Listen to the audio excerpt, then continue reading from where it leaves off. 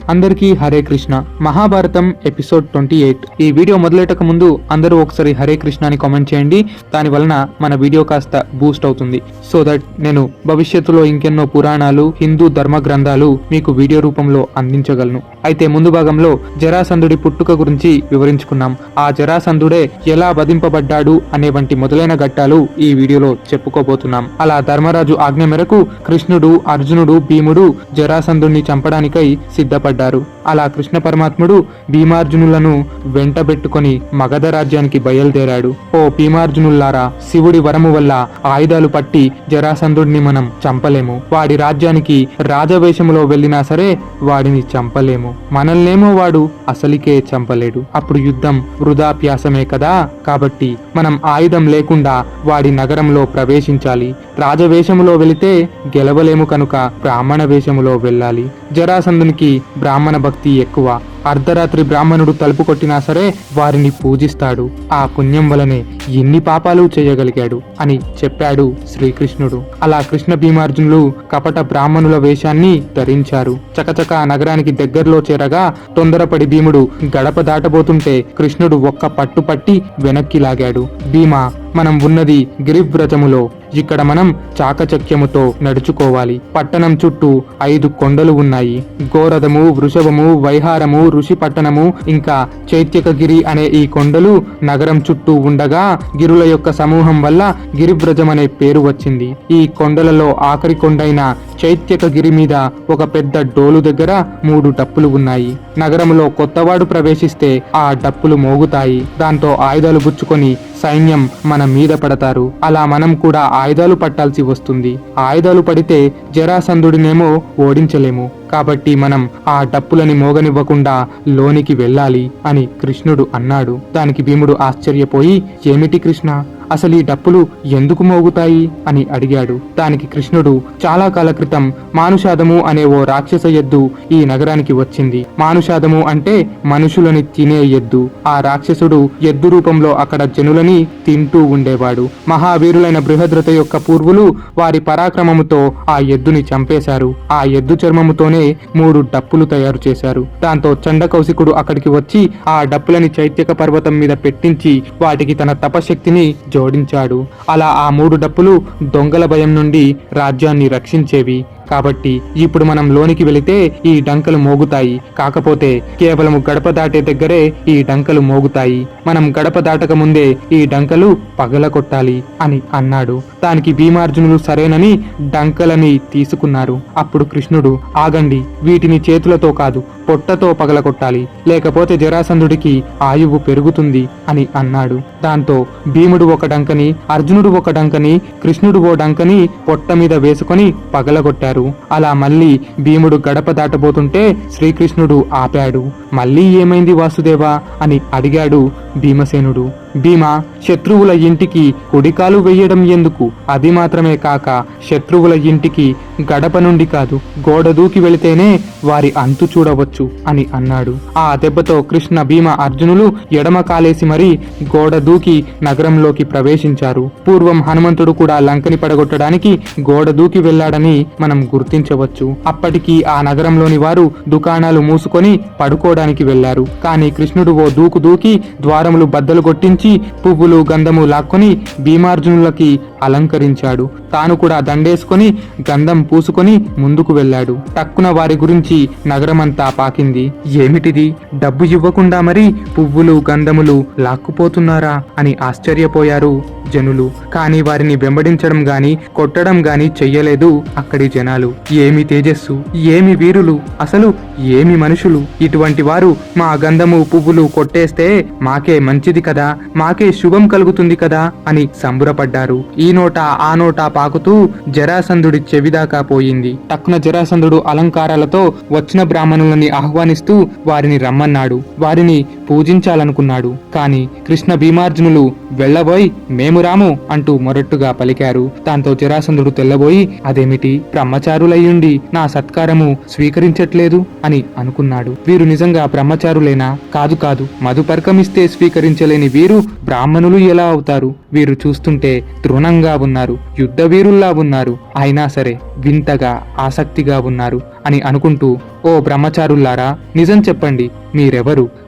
వస్తూనే డంకలు విరిచారు, ఎడమ కాలేసి గోడ దూకారు, గంధము పుష్పాలు లాక్కున్నారు. మీ ఆకారాలు బాగున్నప్పటికీ మీ బుద్ధి కపటముగా కనిపిస్తున్నది. మీరెవరో చెప్పండి అని అడిగాడు జరాసంధుడు. దానికి కృష్ణ పరమాత్ముడు, శత్రువుల నాశనం కోరినప్పుడు వారి రాజధానిలో పువ్వులు గంధము లాక్కుంటే విజయం తథ్యమని సాక్షాత్తు లక్ష్మీదేవియే చెప్పింది. పువ్వులు లాక్కోవడం వల్ల నీ రాజ్యలక్ష్మి మాదవుతుంది, అంటే నీ రాజ్యం మాకు లభిస్తుంది. గంధము లాక్కోవడం వల్ల మాకు ధనము, పరాక్రమము, కీర్తి, విజయము లభిస్తాయి. మేము క్షత్రియులము కనుక బలవంతంగా పుష్పగంధాలు లాక్కున్నాము. శత్రువుల ఇంటికి గోడ దూకే రావాలి కాబట్టి గోడ దూకాము అని అన్నాడు. దానికి జరాసంధుడు తెల్లబోయి, ఈ ధర్మములు నాకు కూడా తెలుసు, కానీ మీకు నాకు శత్రుత్వం ఏమిటి అని అడిగాడు. దానికి కృష్ణుడు, ఓరి జరాసంధ, నేను కృష్ణుడిని, వీరిద్దరూ భీమార్జునులు, ధర్మరాజు ఆజ్ఞ అనుసారం ఇక్కడికి వచ్చాము అని అనగానే,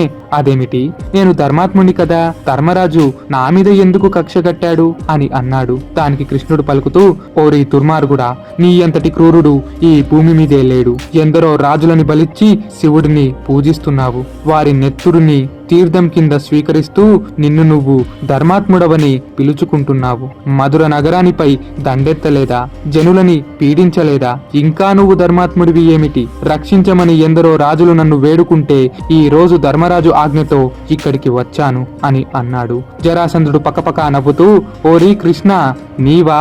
అవును, నేను ధర్మాత్ముడినే, నాకు నేనే దేవుడిని, నేనెవడిని నమ్మను. మా నాన్నగారు చెప్పడం వల్ల ఈ బ్రాహ్మణుల్ని పూజిస్తున్నాను. చెండ కౌశికుడి వరంతో పుట్టినవాడిని రా నేను, అయినా నీకిక్కడేం పని అని అన్నాడు. దానికి కృష్ణుడు, మేము నీతో ఆయుధములు లేకుండా యుద్ధం చేయడానికి వచ్చాము, మాకు యుద్ధ భిక్ష పెట్టు, మాలో ఒకడిని ఎంచుకొని యుద్ధం చెయ్యు అని అన్నాడు. దానికి జరాసంధుడు సరేనని, కృష్ణ, నీవు పలుసార్లు మా సైన్యాన్ని చంపినా సరే చివరిగా నన్ను చూసి భయపడి పారిపోయావు. పైగా మీ యాదవులతో నాకు యుద్ధమేమిటి?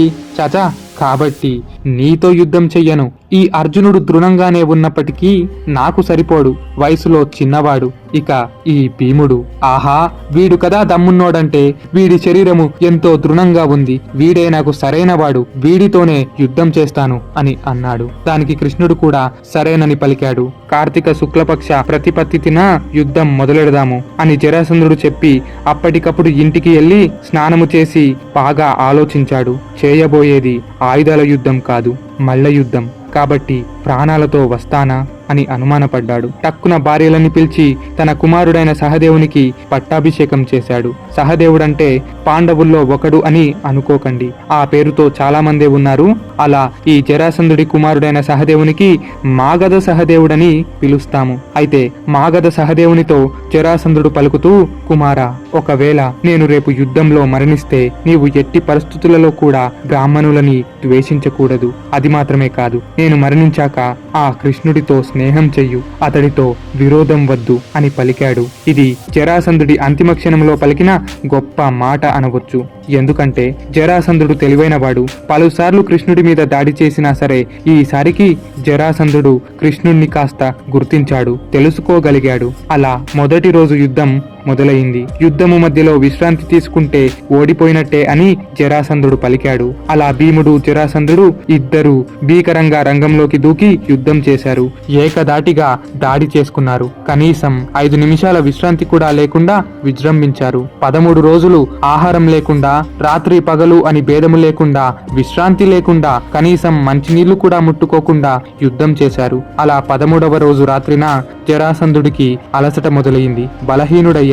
అది గమనించిన కృష్ణుడు, భీమసేన, జరాసంధుడు బలహీనుడవుతూ వస్తున్నాడు, చతుర్థి రాత్రికి వీడిని చంపు. ఇటువంటి వాడు పగలైతే చావకూడదు. రేపు నీకు విజయం తథ్యం అని పలికాడు. భీమసేనుడు కూడా సరేనని పలికాడు. ఇన్ని రోజులు గడిచినా సరే నిద్రలేదు. అలసటను దరిదాపుల్లోనూ కూడా రానివ్వలేదు భీమసేనుడు. అటువంటి వాడిని తిండిపోతూ అని, లేక కొన్ని సినిమాల్లో అయితే భీముడు ఊరుకూరికినే పడుకున్నట్టు గాని, మత్తుల్లో తేలడం గాని చూపించారు. అందుకే నేను పదే పదే చెబుతూ వస్తున్నాను, ఇతిహాసాన్ని గాని పురాణాన్ని గాని సినిమాలు సీరియళ్లలో నేర్చుకోకండి. అవన్నీ అసత్యాలు. సంధి దొరికితే మన దేవతల్ని పురాణాల్ని విమర్శిస్తూ ఉంటారు ఈ సినిమా వాళ్ళు. సినిమా వాళ్ళకి బిజినెస్ ఒక్కటే కావాలి. కాబట్టి అధర్ములని ధర్మాత్ములుగా, ధర్మాత్ములని అధర్ములుగా చూపిస్తారు. అవి ఎంకరేజ్ చేయకండి. అలా తరువాతి రోజు రాత్రయ్యింది. జరాసంధుడు పూర్తిగా అలసిపోయి కేవలం తనని తాను రక్షించుకుంటున్నాడే తప్ప భీముడిని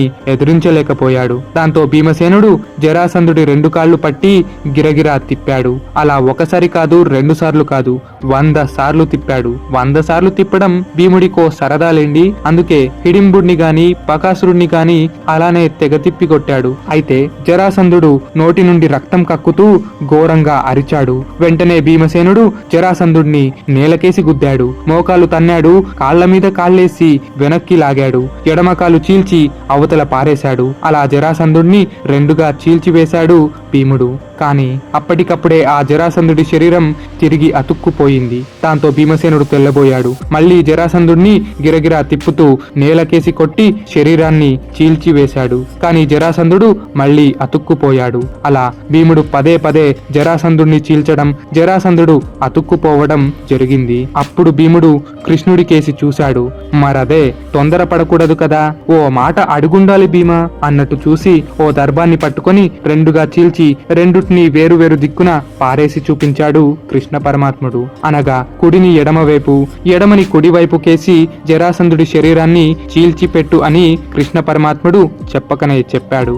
భీముడు వెంటనే జరాసంధుడి శరీరాన్ని 2గా చీల్చి శరీరాన్ని వేరు దిక్కుకేసి పారేశాడు. దాంతో ఆ శరీరం తిరిగి అతుక్కోలేక అక్కడే విలవిలలాడుతూ ఉండిపోయింది. కాని భీమసేనుడికి ఇంకా అనుమానం పోలేదు. వీడు మళ్ళీ ప్రాణాలతో తిరిగొస్తాడా, ఏ జరరాక్షసి లాంటిదో వచ్చి అతికిస్తుందా అని అనుకొని ఓ ముక్కని తగలబెట్టించి ఇంకో ముక్కను పుడిచివేశాడు భీమసేనుడు.